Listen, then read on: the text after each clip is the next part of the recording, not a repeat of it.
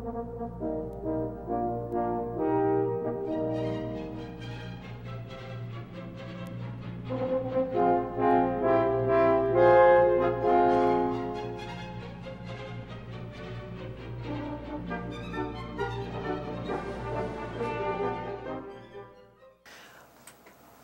is Ron Langer for Grassroots TV, Aspen, Colorado.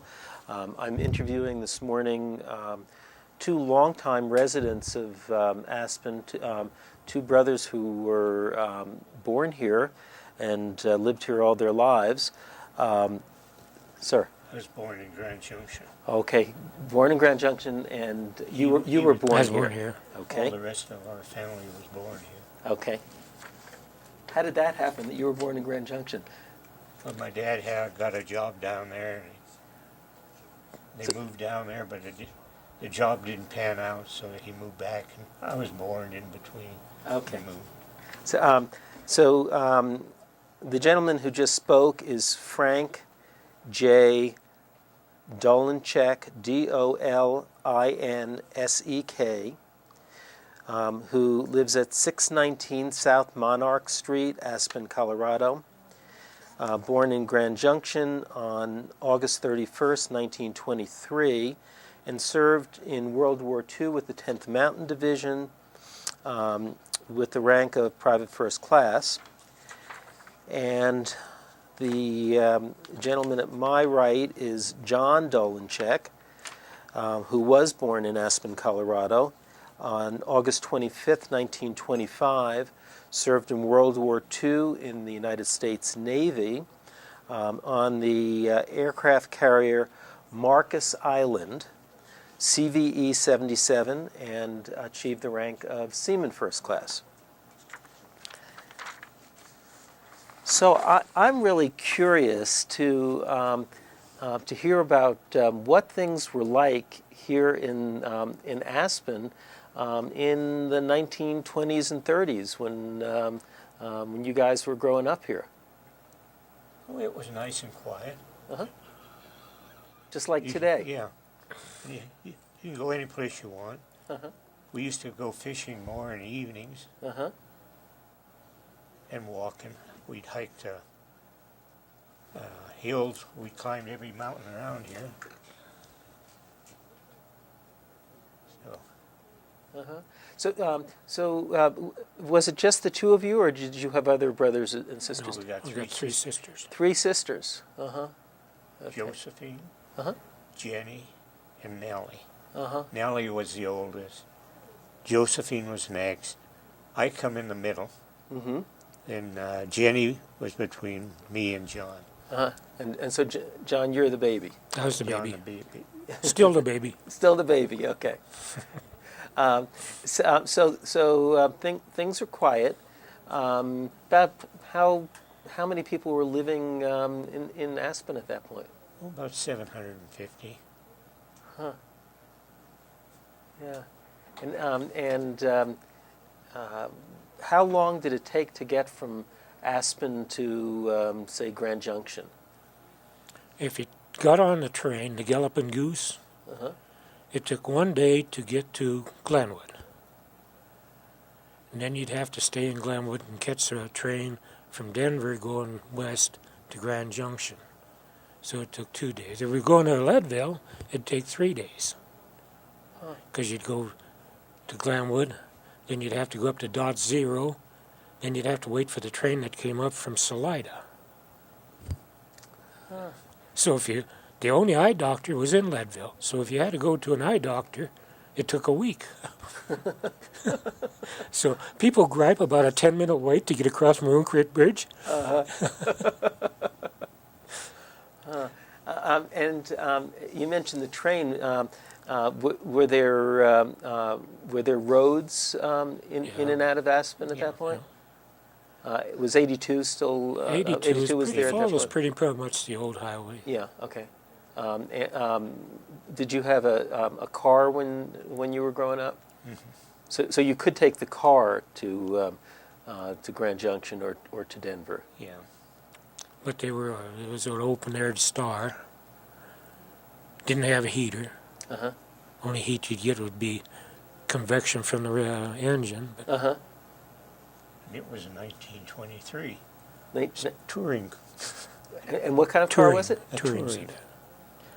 It had a canvas top. Yeah, Yeah. but, And you but, could but what was set the it. what was the brand? What was the make? Star. Star. Star. A 1923 Star. And how long did you have that vehicle? Let's see, we had Or after the war. Yeah, it was after. Yeah, it was Yeah. after the war. So you, We sold it to what was that school teacher's name? Smith. His son drove it to going to college in Kansas. uh-huh. He drove it until he graduated, and I guess he still got it. Was there any skiing being done around here when you were growing up? Only what Well, we do. the individuals done. There was no ski club or ski courses. Most of the Yes. kids that lived on that end of town skied the cow paths, because Bigley had a dairy, and he had that all fenced in around the base of Aspen Mountain. Mhm. And he'd turn his cows loose in the summertime. And of course, you know, they'll eat the new growing brush and stuff like that. So they'd make trails, and we'd ski down in the wintertime through them trails. Uh-huh. What kind of skis and boots and bindings were you using? Anything we could find. But we kids used to make our own. Yeah. Take all week. When Ma would do her laundry, she'd have to boil the water on the stove, and we'd get that hot water and soak the skis in them. And then you'd bend them. You'd start out putting the board in like that. Uh-huh. And then you'd get it good and wet and bend it as far as you could easy and stop. And then you get some more hot water, boiling hot water, maybe the next day, bend it just a little bit more. So they were made out of Plying boards out of houses that we'd read. The old siding on the house. Sightings and No kidding. And what did you use then for bindings? nothing except a rubber band, inner tube. We had a regular toe strap Uh-huh.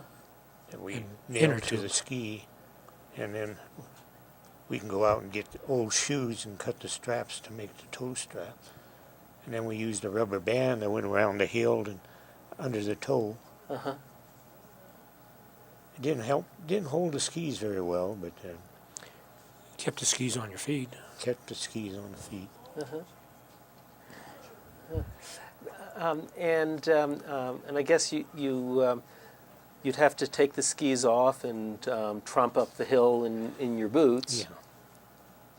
Because there were no lifts at that point. No, Well, there wasn't no ski hill either, Uh-huh. really. Uh-huh. It wasn't until after World War II that, well, actually, 36. Andre Roach came here in 36. Who is that? Andre Roach. Andre Roach. Uh-huh. And he laid out with Frank Willoughby and Fred Willoughby the original Roach run, which doesn't really exist anymore. Mm-hmm. On Aspen Mountain. And Yeah. And when was that? 35, Uh-huh. 36. So yeah, it had to be in 35. Because a German ski team came here. Because we helped cut the old Roach Run in 36. Well, part of 35 and 36. We took it, And they'd cut the trees, and we'd cut the trees and pull them behind us down the hill for our own firewood Mm-hmm. for the winter. And that was the first actual run that was created on Aspen Mountain. Yeah, Roach Run. You said the German ski team came here in Yeah. 36. Otto Schneebs. Was that to train for? I don't know what Olympic they were. Games? Their intentions were. Yeah, I was thinking it was kind of a sensitive time for the German team to be coming over here. Well, actually, you know, nobody really knew what was going on in that particular time. Uh-huh. See, course, they did invade the countries in Europe, Right.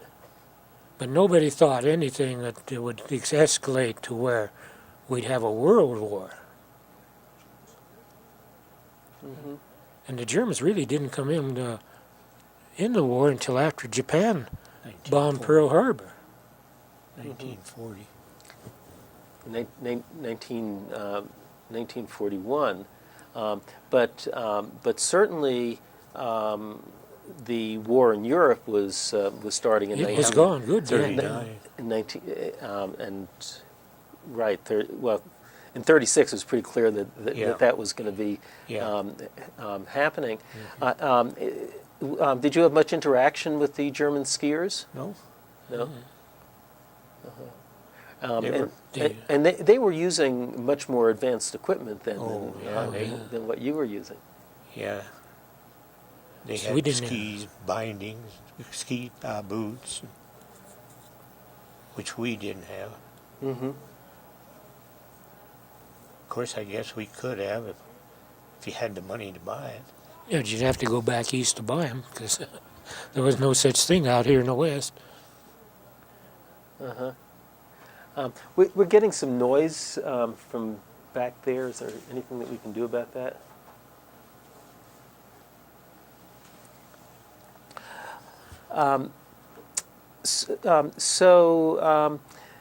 You were also involved later on in developing the ski industry here in Aspen. So that was 1936, first ski run was built here. What was the next development in? The boat tow. Is what? Boat tows. Yeah, the boat tows that took you from bottom of the hill to, we used to call second road, the second road on the mountain. That goes up to the Upper Durand, or they call it the Compromise. And so that was a rope tow? No, Yeah, it was boat a cable. It was a boat tow. Boat tow. I don't know what a boat tow is. It was homemade. It was just like a big sled. Actually like a toboggan would have been. Oh, okay. And then you dropped your skis in the center of it, and you sat on the edge of it. So, okay. see, like that. And then you would be sitting there, and your feet would be on the skis. And the cable would come in here. Well, in order to go over these roads, they had to leave slack in the cable. So you had to be careful. Hang on to that cable, because they'd go up and... Oh, okay. That sounds dangerous. Well, it might have been dangerous, but we thought it was fun. And the first two guys on the toboggan had to do the guiding. Yeah. Because it would want to wander, you know. And everybody'd lean whatever way they says. Oh, okay. And what happened? What came after that? After the boat tow. After the boat tow? Yeah.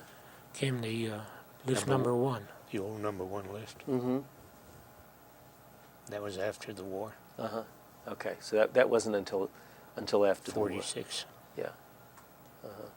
Yeah. Before we get into your war experience, since we're on the topic of the development of the ski area here, let's just stay with that for the minute. So after the war, you both came back here to Aspen, and what was your involvement in the development of skiing at that point? Well, I was hired by Frank Willoughby, and he was going to survey out the lift line. And that was in May of 45, I think it was. No, 46. It was spring of 46. And him and I surveyed out the lift line for number one.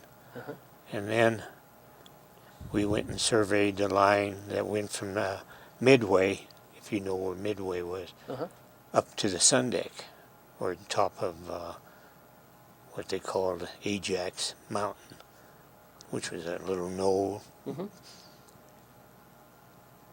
and we surveyed that and cut it out. And then when the summertime, we start cutting the lift line so that American steel could came in, and they took our graduations all the way up the hill and built the lift towers to correspond to the curvature of the hill. Yes. And Heron's engineers built the one from the midway up. Heron engineers built both of them. American Steel and Wire built the lifts, number one lift. And, They'd done all the engineering on it. Yes. And Bob Heron, who was also in the 10th Mountain, and he built the lift over there to haul the stuff up from the valley up to top of Riva Ridge. And he was now the big shot that took care of how everything was supposed to be built. Mm-hmm. The concrete, the holes dug for the concrete, and how deep they had to be, and so forth. Kind of the construction manager? He was like, Yeah. he was a manager. Yeah. Okay. People didn't mind that number one lift, but they were scared to death when they hit Turtle Knot Park, because you're about 100 feet above the ground there. Uh-huh. And those old wheels, the carriages looked like they were going to fall off, you know. Well, the lift that Heron built was built off of the Park Tunnel tram. Yeah. They got all the wheels and the mechanisms off of it, and the cables, and used them for cut the costs down because the ski corporation, well, it was what they called it then, the mining something. I can't think of the name now. It wasn't called a ski corporation at the time. Right. And they used the stuff for the Herons number 2 lift off of the Park Tunnel tram. And it saved them money. What was that tram? Where did it go initially? The Park Tunnel? Yeah. It went from the Park Tunnel, which is on the other Castle Creek side, came over the hill, and where their ski corp is building that new lodge and stuff. They had a tram tower down there. I don't know if you noticed it when they had it for living quarters or condos before they tore it down. But, was it originally built for mining? Yeah. Yeah. Okay. They had two of them. They had the one from the Durant and one from Park Tunnel. They had 3. Yeah. 3 trams. Okay. Well, let's now back up a little bit to your military experience. Frank, you're the older of the two of you by about 5 years. And what year did you graduate from high school? 43. In 43. Okay. Did you were you drafted then, or did you? Yeah, I was drafted. Drafted right after high school graduation. Yeah, there was 3 of us. Frank Lusheen and Stan Herwick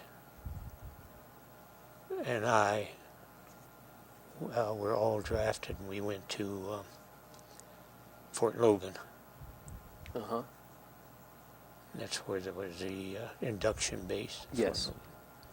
And then where were you sent for basic training?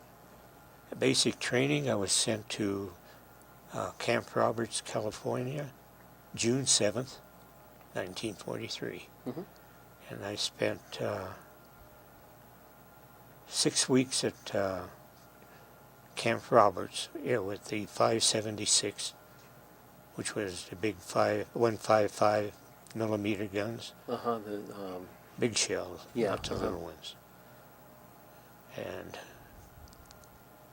in October, I believe it was, they says they're starting up a new command over Camp Hale, and we need you three fellas, or you, and there was a kid from Grand Junction and another one from Glenwood.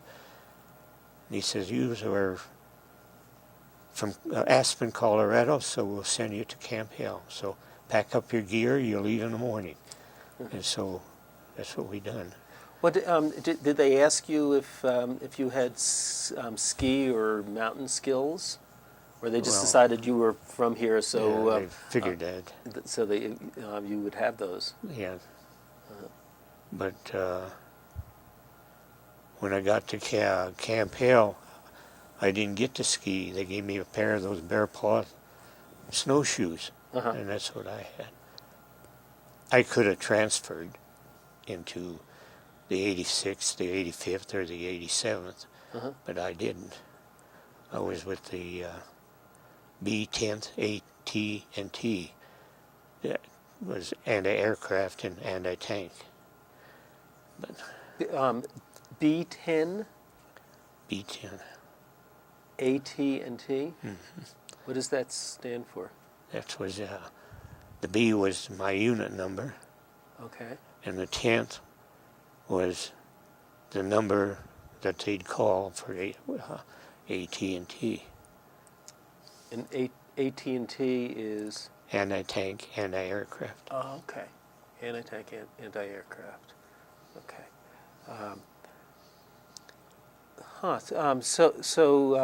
So you weren't with the 85th, 86th, or 87th No. regiments? No. Yeah. Okay. You then accompanied those and were responsible for anti-tank and anti-aircraft to protect them. That's right. I see. Okay. But when we got over there, we didn't have no tanks there to fight, so very few aircraft, so we ended up with infantry, and we could go to either one of the different divisions, 87th, 86th, and 85th. Whichever one was tied down, we went in and helped get them out. So they used you more or less as reserve infantry. Yeah. Yeah. Okay. When did you go over to Europe? We went over a week before Christmas. In 43. Okay. Yeah. What do you remember of what Camp Hale was like at that time? Well, it was cold. It was nice, but we didn't spend much time inside the barracks. We spent most of our time sleeping out in a different part of the mountains.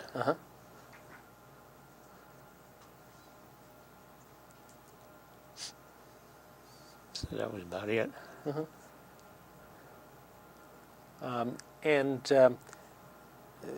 As someone who had grown up here, did they use your skills at all for training the other troops? No, they had snowshoers that trained us.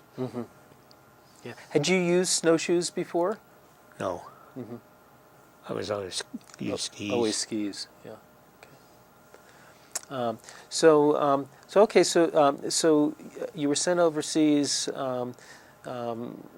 toward the end of 43, and Let's see, no. Yeah. 43, 44. 44. toward the end of 44. 44. Okay, and 'Cause, and where did you disembark? Well, we'll go back a ways. Yeah. We went to Camp Swift, Texas, and trained down there in the heat and the sand.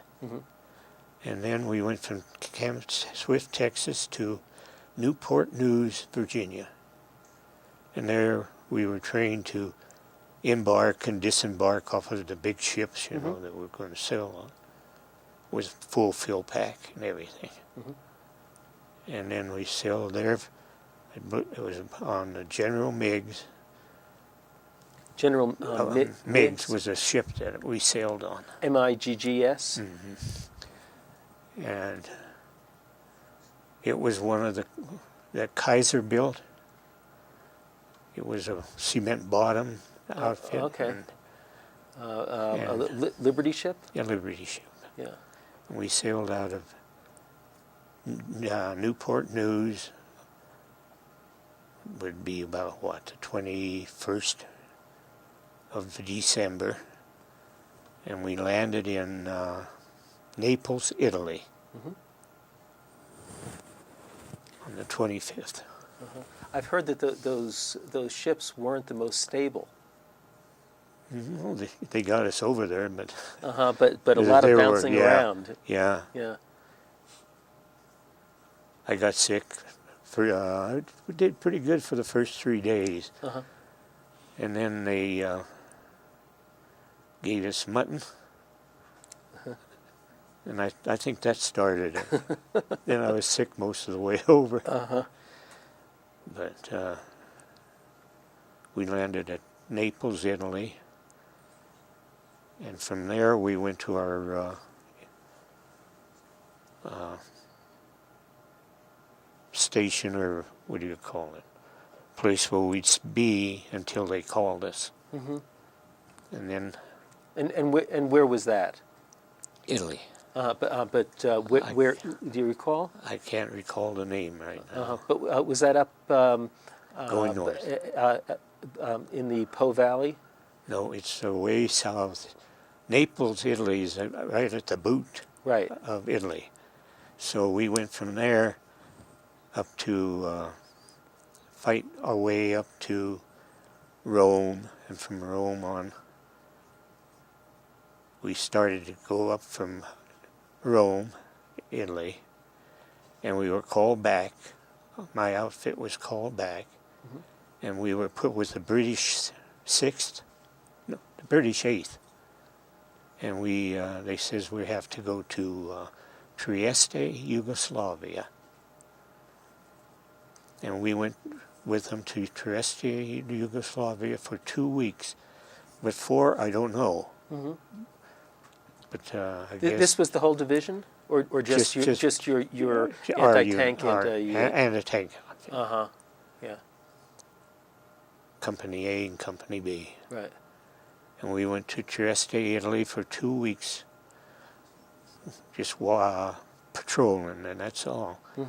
But I guess they thought the Germans were going to come back through that way. But we didn't see any Germans, so they sent us back. And we went to a rest area, which I forgot the name too. And we spent 2 weeks there to rest up, and then we went on up to Mount Belvedere, and we fought from there on up. So that's where you rejoined the 10th Mountain Division? That's where I rejoined at Mount back. Belvedere? No, we rejoined the 10th Mountain at the rest area. At the rest area? We were actually never out of the 10th Mountain. We were always with the 10th. But you were detached for 2 weeks? Yeah, we were detached for 2 weeks. Right. Yeah. So when was your first combat? On Belvedere. On Belvedere. And would you tell us about that? Well, most of it, no. It's just rough. It was just rough? It was just rough. And on Belvedere, it rained. And we had to climb the mountain. And I was in charge of a gun outfit, the 75, I don't know if you remember the 75 pack howitzers of the 10th Mountains. Okay. And they got to ride, and since I was head of them, I had to go up the steep part of the mountain, and they took the road with the jeep and the gun. Uh-huh.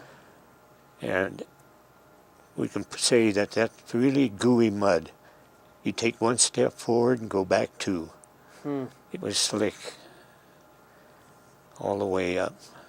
And then we got up onto the road and we went back into Lozano, which is about top of Mount Belvedere. Uh-huh. Okay.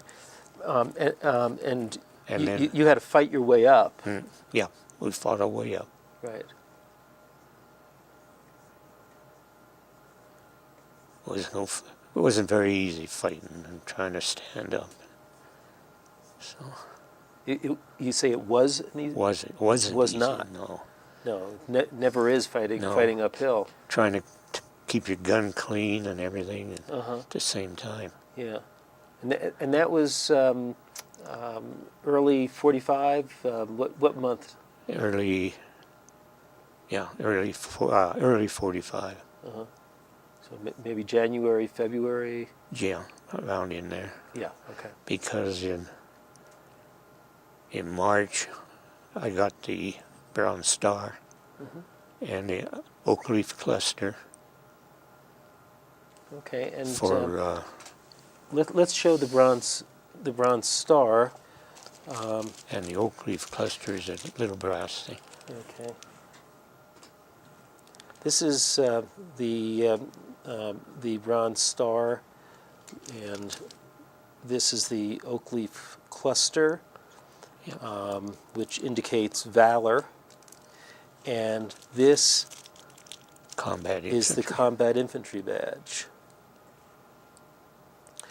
So tell us, That was gotten at Pietra Colora.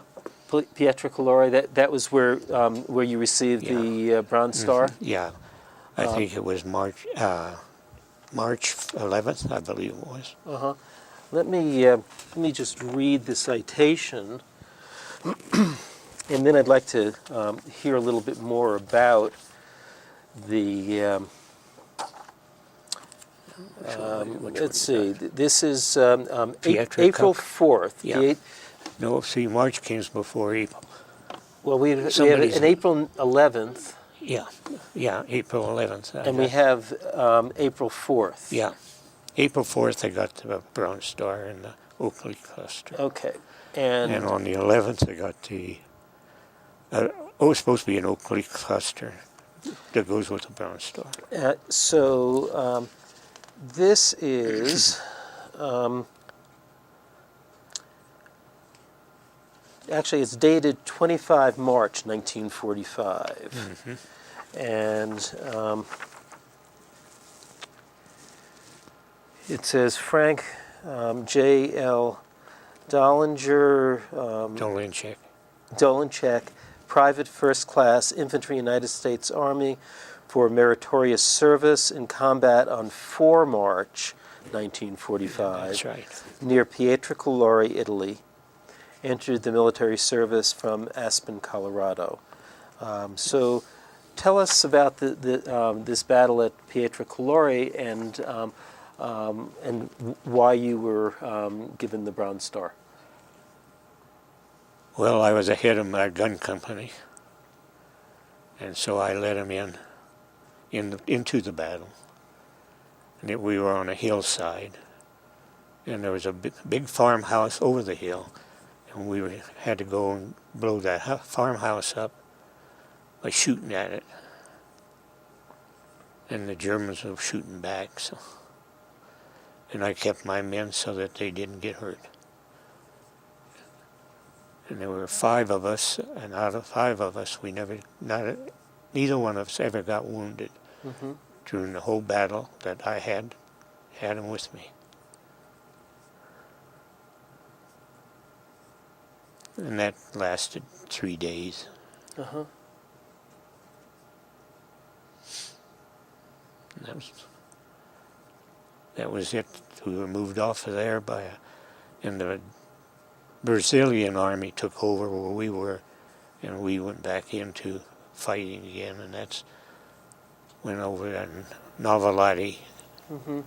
And the Nuvoleti, Was 11th.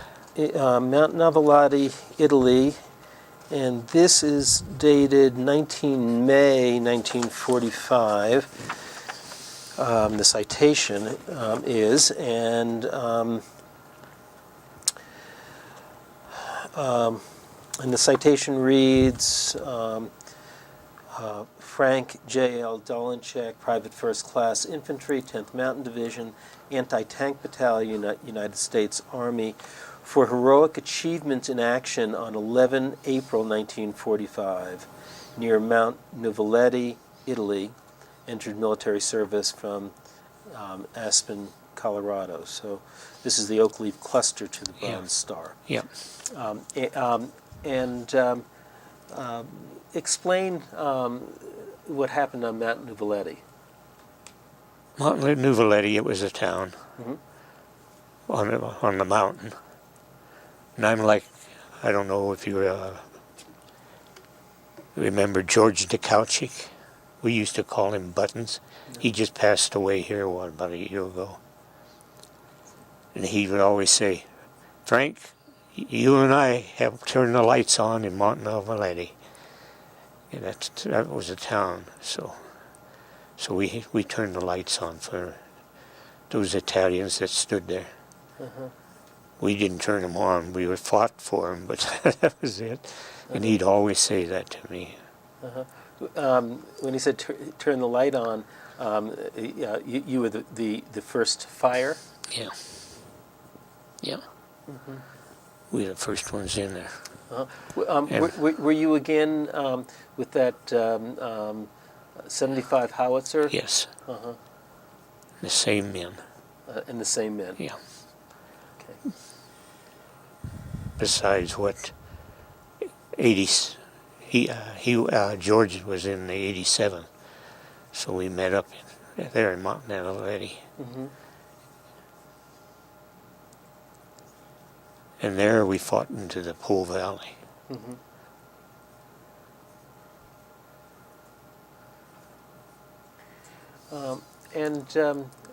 Were you involved in any actions after that? Yes. All the way across Po Valley.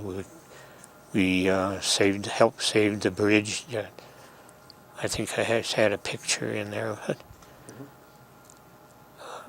That went across the Po River. And the Germans had it all booby-trapped, but we happened to get them by surprise before they can blow it up. And we were the first ones across the Po River. And from there we went on up to Lake Garda, crossed the Lake Garda up into Austria, and up into where Mussolini had his big law hotel, or whatever you want to call it. His villa up there. Yeah, his villa, yeah. We were there for a while, and then we came back to Lake Garda, and there was a picture in that bunch of pictures that I showed you, where when we got off of this barge, this friend of mine that was in with me on all this trip, he was sitting down on the bank reading the newspaper, and it says, "The war is over." So that's as far as we went, just fighting up there. Go ahead. Go ahead and say what. Yeah. After VE Day, what happened to the 10th Mountain Division? The 10th Mountain, we went to Florence, Italy, which was a debarkation place to send us back to the States. Well, we didn't go back to the States. We were on our way to Panama Canal when they says the war with Japan was over. So they were sending you to the Pacific for the Yeah. invasion of Japan. Yeah, we were going to be one of the head ones to go invade Japan. Mm-hmm. So they turned us around and sent us back to Newport News, and from there they sent us to Fort Logan, and we were discharged out of there Mm-hmm. January 18th, 1946. Anything else that you want to share with us about your time in Europe? Well, we got to see a lot of places. We got to take a little vacation when we went to rest camp, and they'd let us go wherever we wanted. So we'd go to Venice, Italy, or what's the other one? It has a Leaning Tower of Pisa. In Pisa. Uh-huh. We went there. Uh-huh. So we got to see quite a bit of Italy that way. Yeah. That's about it. Yeah. There were some other photographs in that bunch which we'll get on camera after the interview of some people strung up. Those what were when they caught Mussolini in his palace. Yeah. It was in Milano, Uh-huh. and those were his guards. And what do you call them? The partisans, I think. The what? The partisans. The partisans, right. Yeah. They were the ones that got in there before we did. Uh-huh. They were in there almost a day before we got into Milan. Uh-huh. And so they strung them all up Yeah. Before we got there. Yeah. Because we got into that heavy fighting, so we were delayed a day. Yeah. So the partisans, they got in there and got Mussolini and his mistress. Mm-hmm. What was her name? I don't know the names. Yeah. I forget. Sure. Okay. And they hung him. They hung both of them up too. Right. But these photographs. Did you take the photos? No, my friend took it. Uh-huh. Ernest Pittman took the photos. He was one of my gun crews. Yeah. And Where was he from? he was from North Carolina. Mm-hmm. He just passed away 2 years ago. Mm-hmm. So you stayed in touch with him? I stood in touch. We sent Christmas cards to each other. Uh-huh. Yeah. Are you active with the 10th Mountain Association? Yes. Uh-huh. I'm a full-fledged member of the 10th Mountain. Mm-hmm.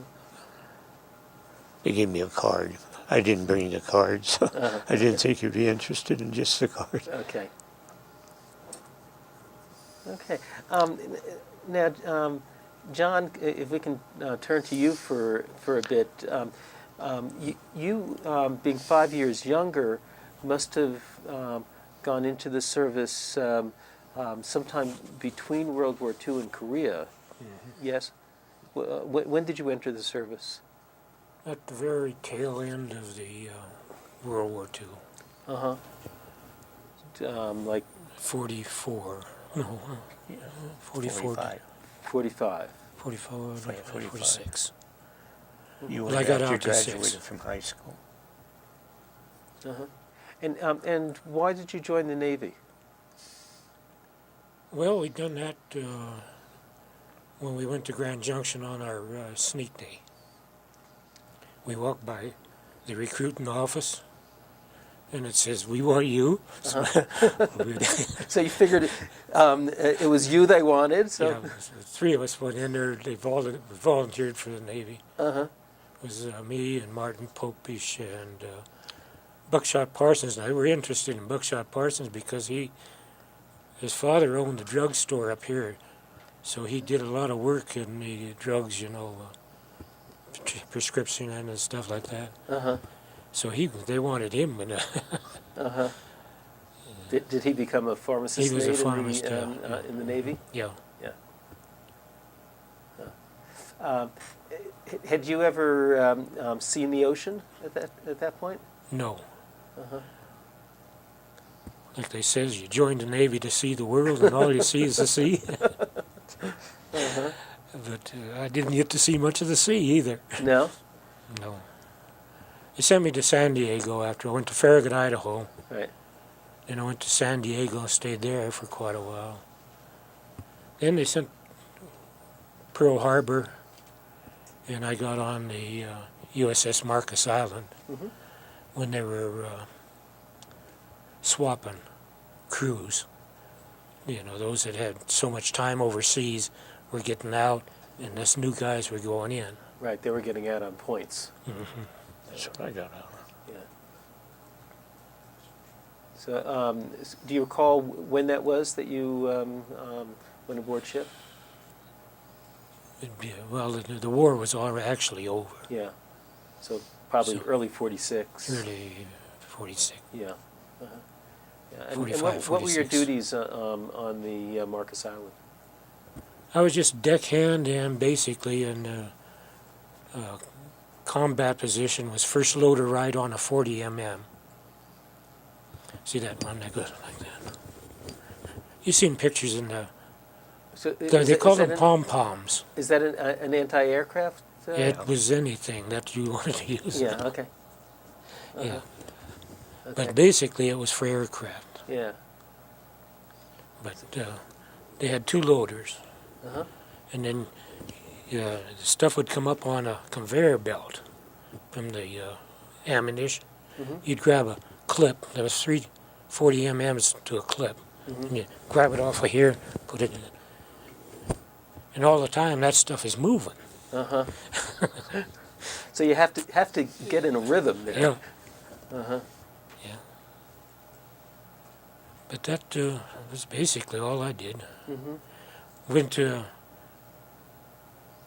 the Pacific Theater of War, came back, went to the Panama Canal up into the Atlantic, came back and decommissioned in Massachusetts, Oh, okay. the Navy scrapyard there, Mhm. Boston. That's where I left it. Yeah. And where were you sent after the Marcus Island was decommissioned? I was sent to San Diego, and there I was discharged and came back right here. Oh, okay. How long were you in altogether? Almost 2 years, Yeah. about 18 months, something like that. There was a time when they were reducing the size of the military. Everything was Yeah. being reduced. Mhm. Yeah. But we were still all on call Uh-huh. for that little incident, you know, they called The Korean War. Korean War. Uh-huh. So were you called up again during Korea? No. That's all I had to do was leave. Like if I was going out of town, I had to leave with my mother where I would be Mm-hmm. in case they called. Yeah. It's up to Korean War. But they didn't recall you for the Korean War. No. There was also for the Vietnam War, but they never called me either. Uh-huh. Let me pose this question to both of you. How did your time in the military affect the rest of your life? Well, I think it done me good. Yeah. Yeah. In what way? Well, got to meet different people, Uh-huh. different cultures. And being in the Navy, on an onboard ship, you have all of them, you know, mixed. Mm-hmm. You couldn't have, like in a city, you sort of an imaginary boundary line. You cross that boundary line, and you're in with Italian, say, or German, or what. Mm-hmm. On the ship, it was everybody slept together, everybody ate together, Uh-huh. everybody showered. Yeah. So, you found out that everybody was equal. Mm-hmm. You was only as good as you wanted to be. Mm-hmm. And you also counted on You your shipmates. relied on each other, yeah. Yeah. And how about you, Frank? How did your Same. experience? Yeah, it was generally positive. Yes. Mm-hmm. Uh-huh. You got to see some of the world. You got to learn about different sorts of people. Mm-hmm. Yeah. You always slept with somebody. Like when I was over at Camp Hale, I would buddy up with my first sergeant. His name was Sergeant Day. Mm-hmm. And we'd throw our one pup tent down, put our sleeping bags on it, then throw the other pup tent over the top of us, and then crawl under. Uh-huh. That was the way we kept warm. Yeah, to conserve body heat. Body heat and everything. Mm-hmm. Yeah. Did you suffer any psychological effects from the combat that you experienced? No. No. I think maybe now it's a lot different than it was then, as the way they're fighting it. Mm-hmm. In what way? Like Mostly now, distance. Yeah. We never saw really the enemy. Yeah. Unless it was like the aircraft that Right. come at, but otherwise, Well, you were shooting them. Mm-hmm. Yeah, and now you see the enemy. You're talking about what's going on in Iraq, right? Yeah, it's different fighting altogether. Yeah.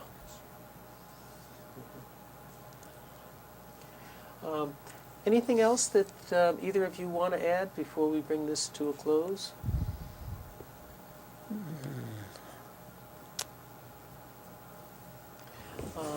Well, I'd like to thank you both for talking with me today, and even more, I'd like to thank you for your service to the country. Thank you. Thank you. Well, there's a lot of them that would like...